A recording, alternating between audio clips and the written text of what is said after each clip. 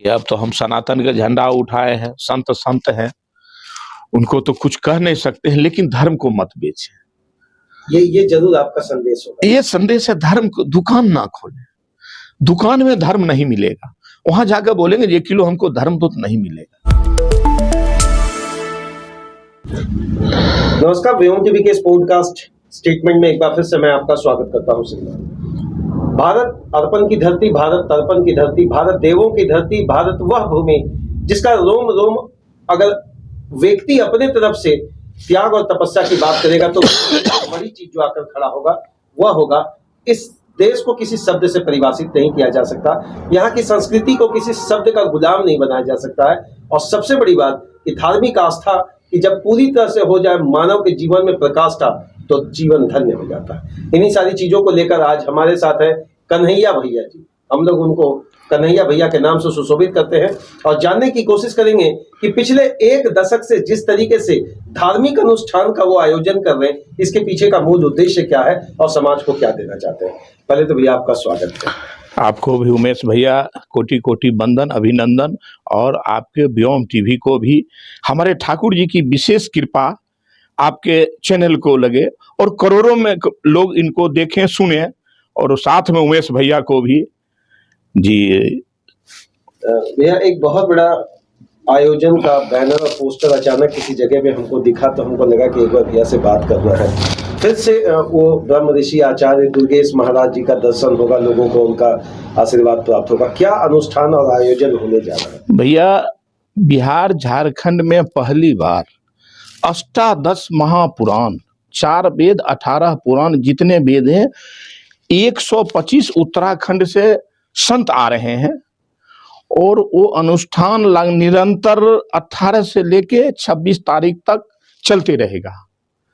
18 को 2100 भव्य कलश कन्या यात्रा है, पूरे देवघर नगरी में भ्रमण करेंगे हम लोग। उसके बाद प्रसाद की व्यवस्था है, उसके बाद प्राण प्रतिष्ठा का कार्यक्रम शुरू हो जाएगा।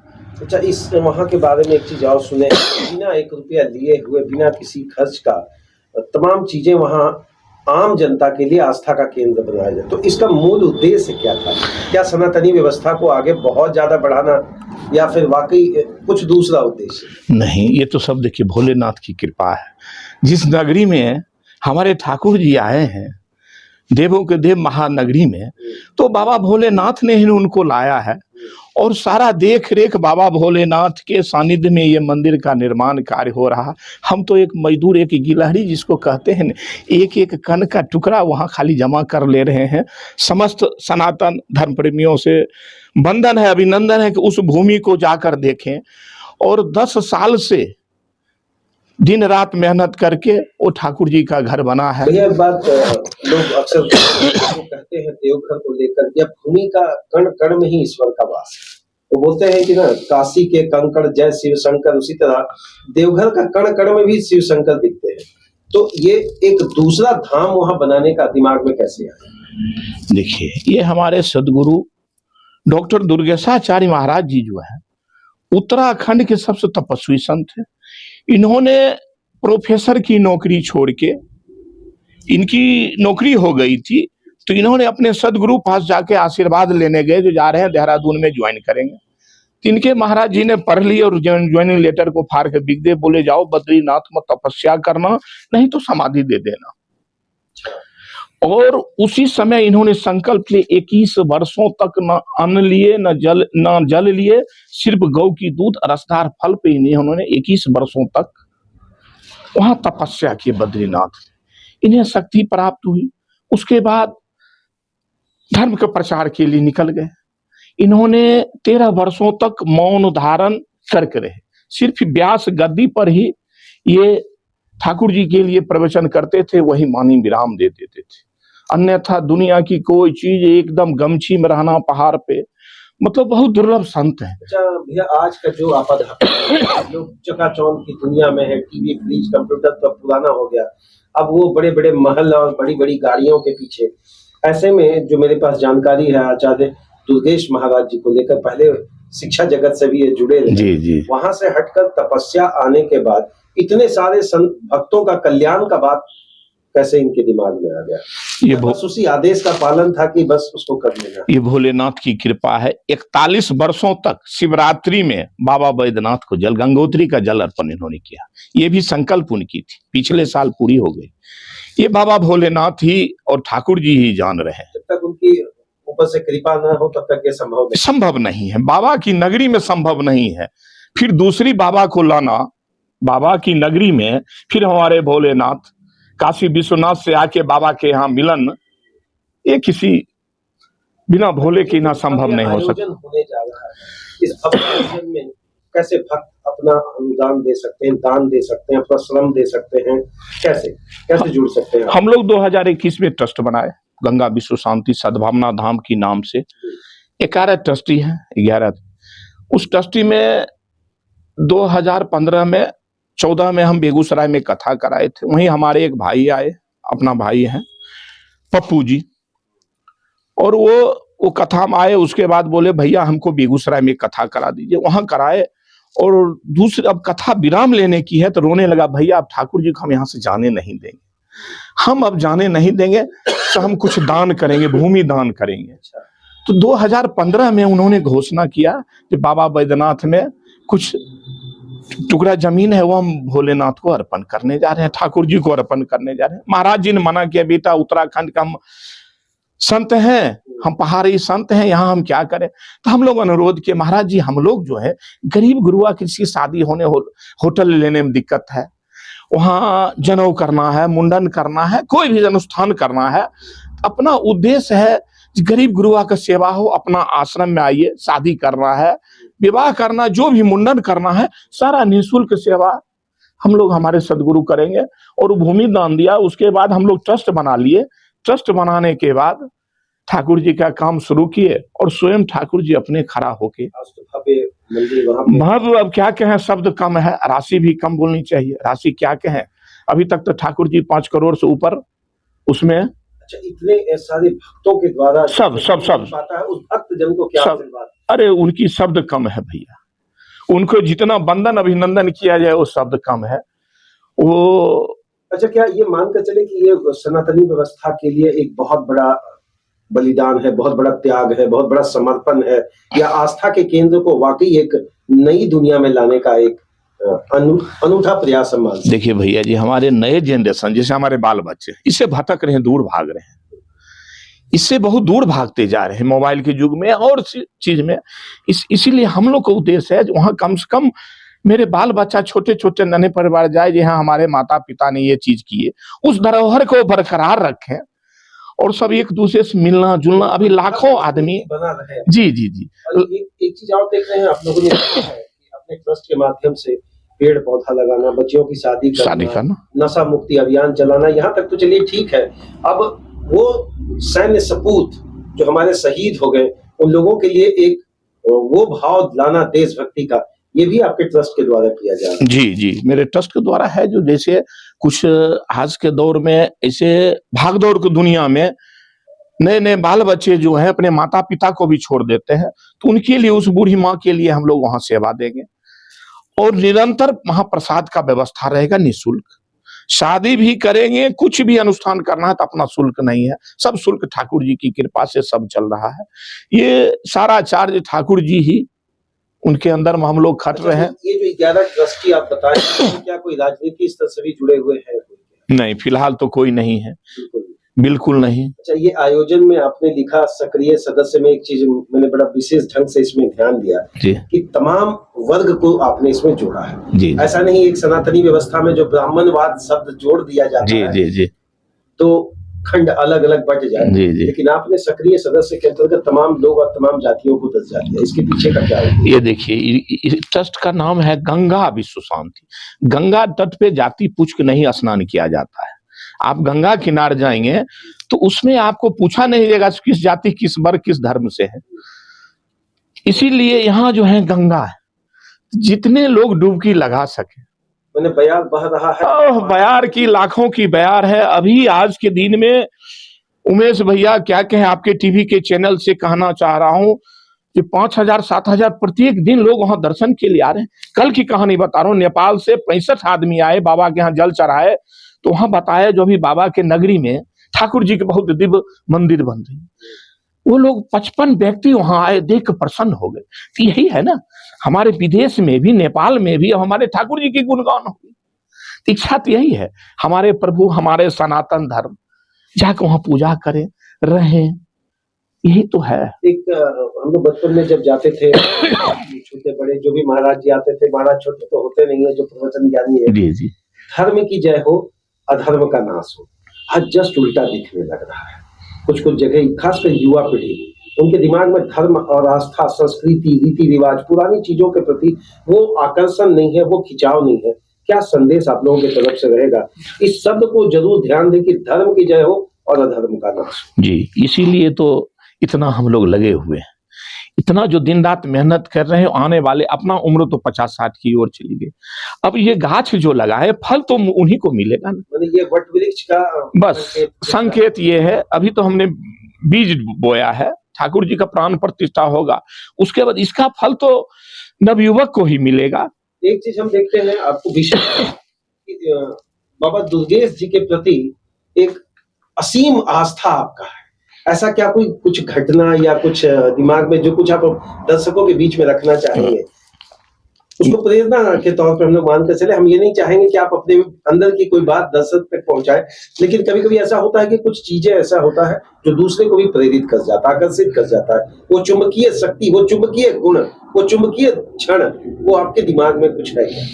देखिए भैया, बात ऐसी है, ये कतरास में 35-40 साल से आ रहा है।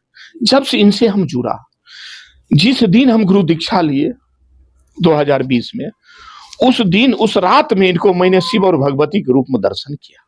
वो साक्षात, ये 365 दिन शिव अभिषेक करते हैं, 365 दिन शिव अभिषेक के बाद ही अपना वो जो है उनका जलपान करते हैं, प्रसाद ठाकुर जी को जलपान ग्रहण करके। ये कलयुग में साक्षात शिव स्वरूप है। वो देव भूमि से, आप हरिद्वार जाएंगे, हरि के द्वार वहीं से शुरू हो जाते हैं। वहां से 200 किलोमीटर उत्तर काशी में इन्होंने ब्राह्मण कुल में जन्म लिया। उसी समय से, बचपन से ही ये, और जिस दिन से हम जुड़े तो फिर से मुल्क नहीं देखे। और हमने एक बार अपनी कथ बोले, महाराज जी हम तो आपके चरण शरण में लगे हुए हैं, हमारी बच्ची की शादी करनी है। तो बोले, बेटा चिंता मत करो, ठाकुर जी को हम कह देते हैं, हम तो कुछ नहीं कहेंगे, मेरे ठाकुर बहुत बड़े हैं। बोले ठीक है। उनमें हम दिन रात अपना माता पिता भगवान सब, और बोले बेटा गंगा गौशाला जाओ, ठाकुर जी वहीं मिलेंगे।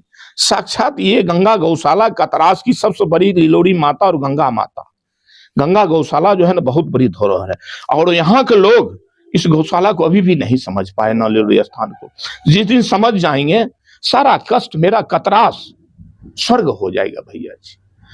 अभी 1200 गौवंश हमारी सूखी गौ माता कतरास की ओर देख रही है, आवाज लगा रही है, कोई आए मुझे एक रोटी दे दे। तो मेरे सदगुरु का आदेश था, गौशाला जाओ बेटा। हमने 14 साल गौ माता की सेवा की, वहीं से ठाकुर जी वहां देवघर में।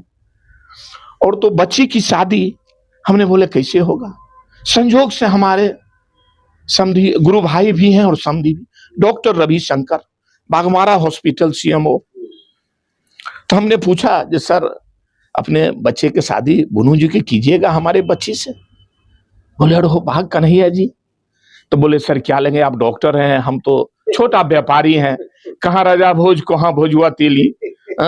तो सर ये संभव तो नहीं है, लेकिन आपने हिम्मत, हमने भाव रखा। तो बोले कन्हैया जी शादी तो करेंगे, लेकिन दहेज में एक बहुत बड़ी चीज चाहिए। बोले क्या? बोले गुरुदेव आएंगे तब हम शादी करेंगे। अच्छा जी, ये सत्य कह रहा हूं, मैं संकल्प अभी लिया हूं, 15 जनवरी से अभी संकल्प में हूं भैया। अभी मैं बाहर का कुछ नहीं खा रहा हूं, एकदम संकल्प में हूं। आपने सुबह भी बोला, तो उन्होंने सिर्फ बोला कि हमको सदगुरु को चाहिए आशीर्वाद, बर बधू को दे, यही दहेज में चाहिए। हाँ, सभी चीज से सुखी संपन्न। बोले क्या देंगे, अब डॉक्टर को हम क्या दे सकते हैं, एक हॉस्पिटल का मालिक है, अपना सब चीज, घर के भी बहुत जमींदार है। तब इससे भर के वो आए और सारा चीज 4000-4500 लोग ने प्रसाद लिया और सब चीज बचे, अपने आप स्वतः लगा। जिस भोलेनाथ ठाकुर जी सदगुरु आके इस यज्ञ को पार करके चले गए। अब इससे बड़ी और क्या चाहिए भैया। इस तरह का अनुष्ठान लगातार बढ़ना चाहिए।